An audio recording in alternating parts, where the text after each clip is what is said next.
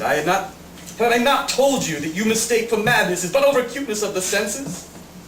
Now I say, there came to my ears a low, dull, quick sound, such as a watch makes when enveloped in cotton.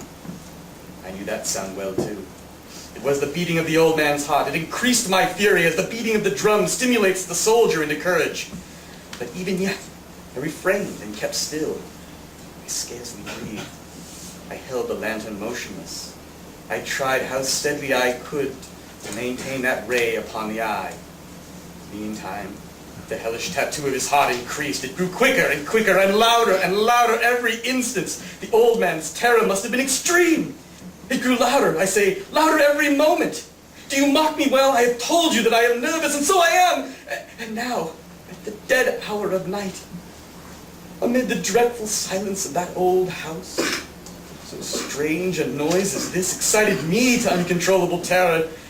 Yet for some long minutes, I refrained and stood still. But the beating grew louder and louder, and I thought the heart must burst. And now, anxiety seized me. That sound would be heard by the neighbors. The old man's hour had come. With a loud yell, I threw open the lantern, yelped, leaped into the room, and shrieked once and once only. In an instant, I had dragged him to the floor and pulled the heavy bedding over him. I then smiled gaily to find the deed so far done. But for many minutes, the heart beat on with a muffled sound. This, however, did not vex me. It would not be heard through the walls. At length it ceased. The old man was dead. I removed the bed and examined the corpse. Yes, he was a stone dead. I placed my hand upon the heart and held it there for many minutes, but there was no pulsation. He was stone dead. His eye would trouble me no more. Still you think me mad? You will think so no longer when I describe the wise precautions I took for the concealment of his body. The night waned and I worked hastily, but in silence. First of all, I dismembered the corpse. I cut off the head, the arms, the legs. I then took up 3 planks from the floor of the chamber and deposited all between the scantlings. I then replaced the boards so cleverly, so cunningly, that no human eye, not even his, could have detected anything wrong. There was nothing to wash out, no stain of any kind, no blood spot whatever. I had been too wary for that. A tub had caught it all. And when I made an end of these labors, well, it was 4 o'clock. Still dark as midnight. As the bell sounded, there came a knocking at the street door. I went down to open it with a light heart, for what had I to fear? There entered 3 men who introduced themselves with perfect suavity as officers of the police. A shriek had been heard by the neighbor during the night. Suspicion of foul play had been aroused. Information had been lodged at the police office, and they, the officers, had been deputed to search the premises. I smiled, for what had I to fear? I bade the gentleman welcome. The shriek, I said, was my own in a dream. The old man, I mentioned he was absent in the country.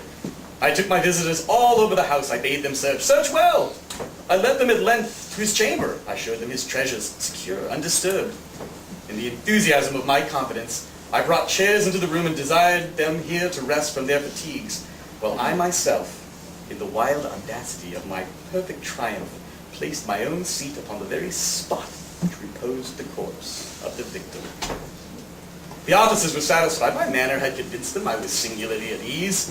They sat while I answered cheerily. They chatted of familiar things, but ere long I felt myself getting pale, and I wished them gone. My head ached, and I fancied a ringing in my ears, but still they sat and they still chatted. The ringing became more distinct. It continued and became more distinct, and I talked more freely to get rid of the feeling, but it continued and gained definiteness, until at length I found that the noise was not within my ears.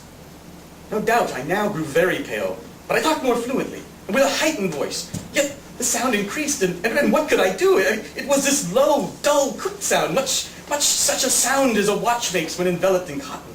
I was gasped for breath, and yet the officers heard it not.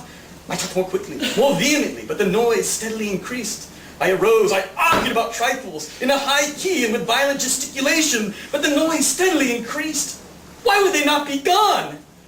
I paced the floor to and fro with heavy strides as if excited to fury by observations of the men, but the noise steadily increased. Oh, God! What could I do? I foamed. foamed, I raved, I swore, I swung the chair upon which I had been sitting and grated it upon the boards, but the noise arose over all and continually increased, louder and louder, and still the men chatted pleasantly and smiled. Was it possible they had not heard? Oh my God, no! No, they heard, they suspected, they knew! They were making a mockery of my horror. This I thought, and this I think.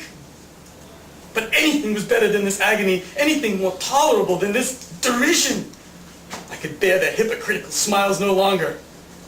I felt that I must scream or die. And now, again, hark, louder, louder, louder, louder, villains, I shrieked! Dissemble me no more! I admit the deed! Tear up the planks here, here! It is a beating of his horrible heart!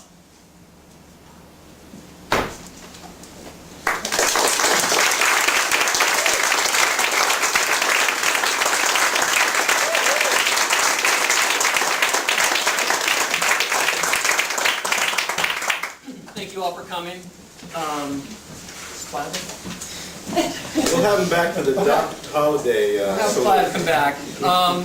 Let me introduce Brian Aldrich, Richard Hepp, Cramer, Clive Race, who's spells in a moment, Eddie Parker, Mike Cramer, Dan Ressman, I'm David Delgado. Thank you all for coming. Thank you so much. Please, I should mention, due to a technical error, Bruce Taylor's name was left off our program. I've already apologized profusely, but I'll apologize again in front of the masses so you know I'm sincere. So envision Bruce Taylor in his appropriate alphabetical place on that list. Please, if you are so inclined, fill out our little mail list cards and keep your eyes open for Poe Forward in the future now that we're establishing a tradition here on Halloween. I hope to see you all again. Thank you for coming. Read more Poe and buy it.